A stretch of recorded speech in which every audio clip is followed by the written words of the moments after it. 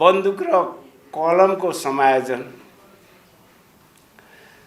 बारुद र मसीको के अरे लडाई र पढाइको फ्युजन, बारुद र मसीको घोल, त्यसको रिजल्ट, त्यसको चाहिँ के हो त भन्दा युद्ध, अथवा अहिले आएर भन्दाखेरि नेपालमा चाहिँ गणतन्त्र हो भन्ने मलाई भन्दा चाहिँ गर्व लाग्छ।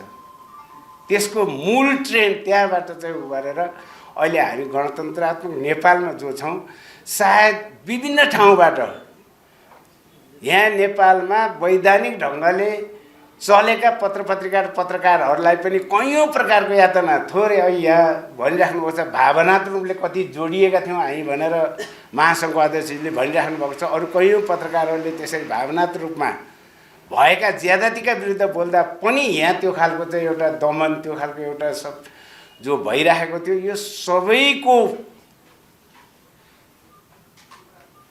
योगबाट प्राप्त भएको नेपालको गणतन्त्र,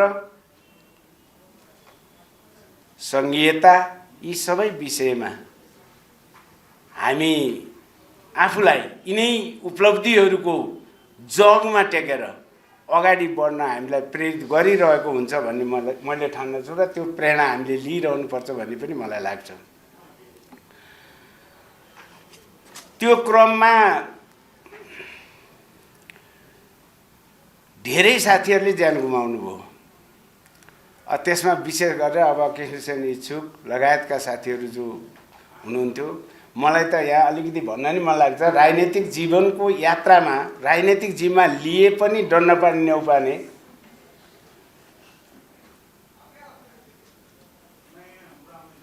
दिपेन्द्र भनिन्थ्यो हामीले मलाई पार्टीको उसमा, उहाँ पनि बेपत्तै हुनुभयो।